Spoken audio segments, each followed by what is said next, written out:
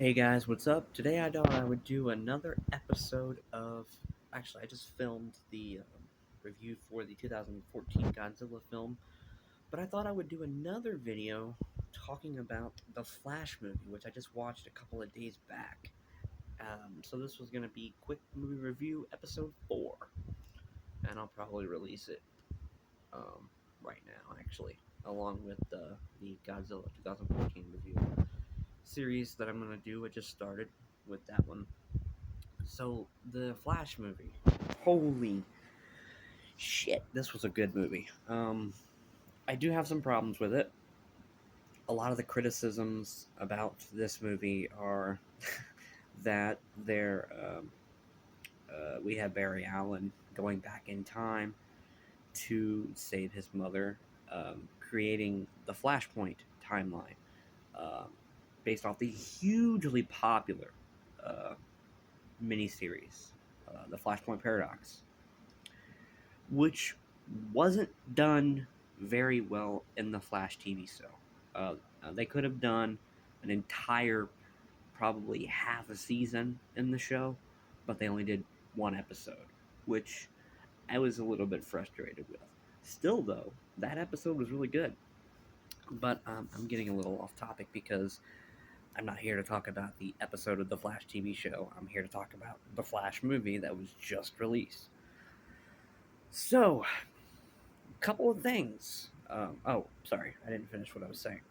Uh, the thing that people were kind of frustrated with is that the fact that there are two Barry Allens in this movie. There's young Barry Allen, and there's um, smart Barry Allen, I guess I would call him. And I'm just going to go ahead and put this blunt. I am not a big fan of Ezra Miller. This is the first time I have ever seen him as the Flash. I have never seen um, the Justice League movie. I haven't watched it yet, and I don't really care for Ezra Miller. I'm just going to be blunt.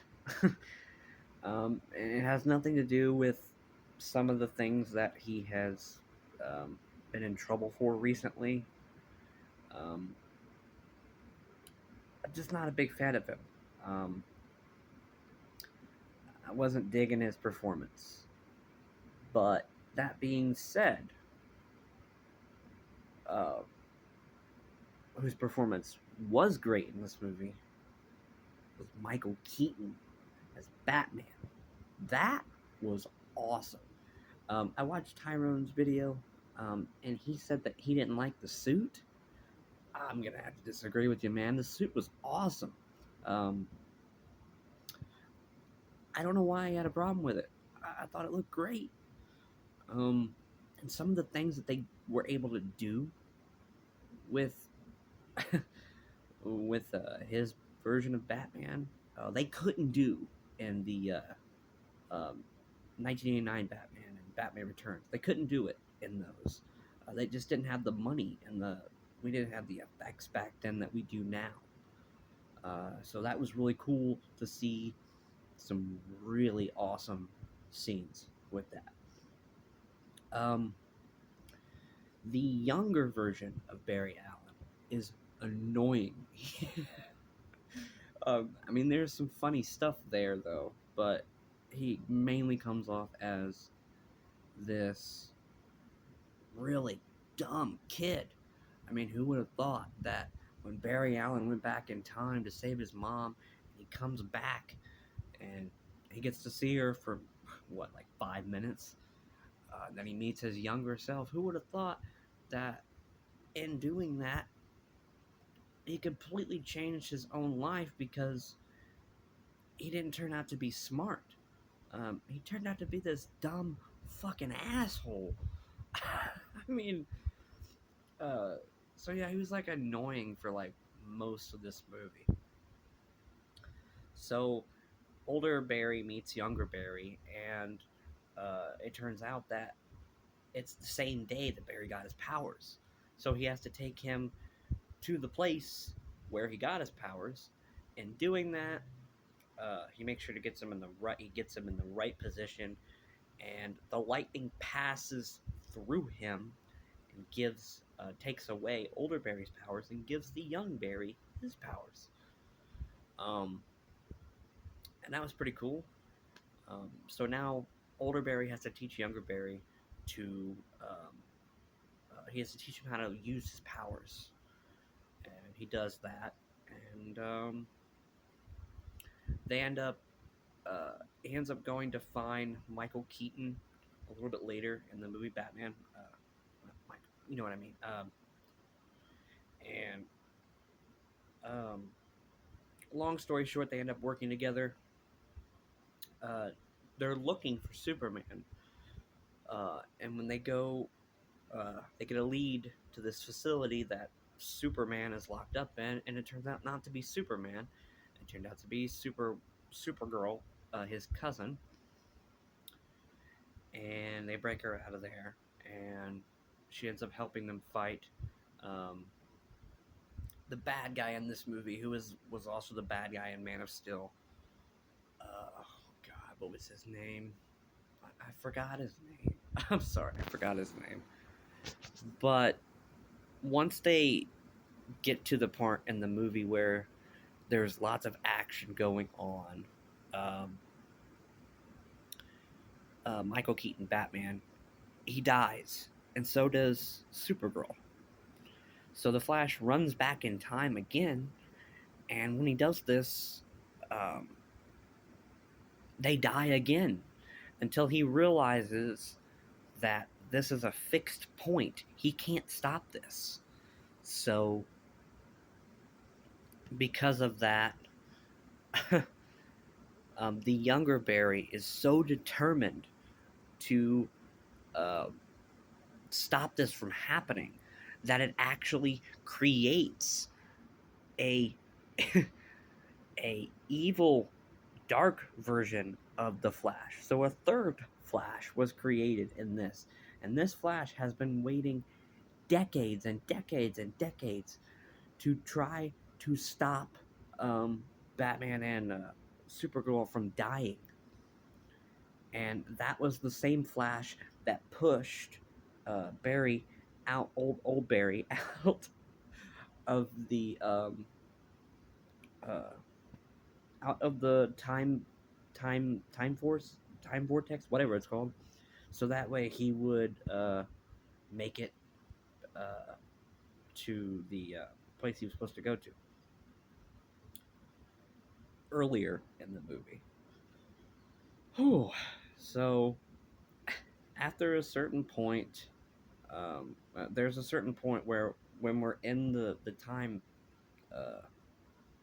vortex thing, I don't know exactly what it was called.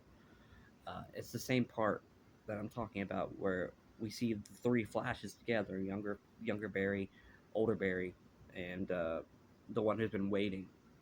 I'm gonna call him Dark Flash, I guess. And then we see all of these different timelines, uh, and it was kind of cool. Um, we see Christopher Reeve's Superman and the original Supergirl. Um, we see, by the way, this was all done by AI. We see a giant spider, uh, and it's Superman is fighting him. And when the camera turns around, it's uh, excuse me, Nicolas Cage's Superman, which doesn't exist. And it was uh, back in the '90s. There was supposed to be a movie called Superman Lives, filmed with Nicolas Cage, but it never happened. And one of the things they said they wanted to do was they wanted a scene of him fighting a giant spider, and that was essentially this. Um, but Nicolas Cage didn't actually film this scene. This was all done with AI, and it looked like shit. But it was still cool to see, regardless. Um, they got the Superman from Superman and the Mole Man to return. They for just like one small scene. Um, a character from the Flash TV show is in here. I don't remember his name though. Um, and then there was, I feel like there was one more, but I can't remember what it was. Oh, briefly, in this, you also kind of see the 66 Batman, Adam West. And I think that's all of them. But it was just like quick little cameos that they threw in there because we can see all of the other worlds.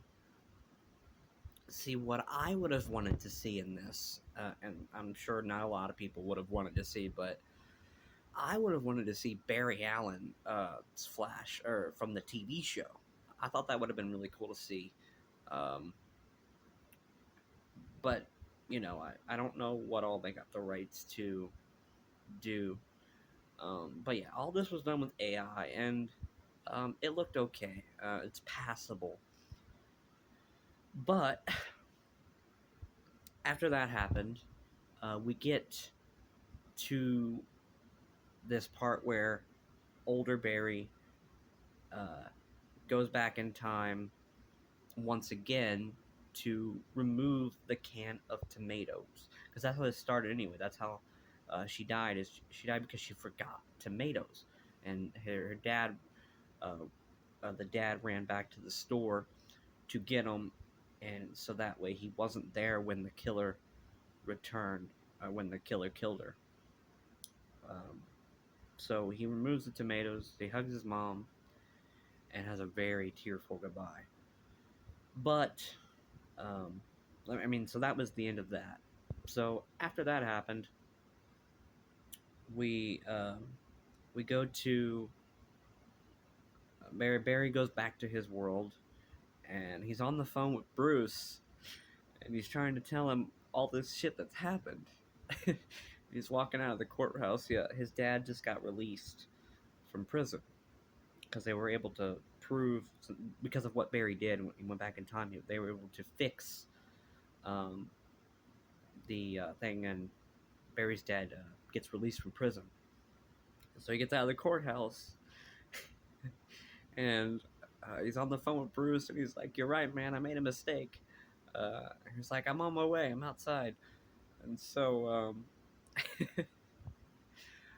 Batman gets out of the car, and it's not the Batman you're thinking of. It's not. Oh God, what's his name? It's not Ben Affleck. It's it's George Clooney. George Clooney gets out of the car, and we see him, and the Flash is like, "Who the fuck are you?" And as soon as he does that, the tooth falls out of his mouth, and that's the end of the movie. Now I heard there was an after credit scene, but I heard it wasn't very good, and I heard about it, but I don't even know why they would put that in there. The after credit scene was with uh, Aquaman, I think. But yeah, that was the whole movie, and it was really good. I'm gonna give it a 5 out of 5. No. I'm gonna give it a 3 out of 5 because it wasn't perfect. I absolutely did get annoyed with Ezra Miller. I'm not big on him. Um, there was just something about his performance that didn't sell me. Maybe he'll be better in the Justice League movie. I don't know. I don't know when I'm gonna get around to watching that because that is a 4-hour movie. Um, but yeah, that was The Flash. This was supposed to be an episode of quick movie reviews, but I'm not going to do that because this video was so long. I'm just going to make it its own thing. So thank you guys so much for watching. Hope you enjoyed my review for The Flash. I'll see you guys in the next one.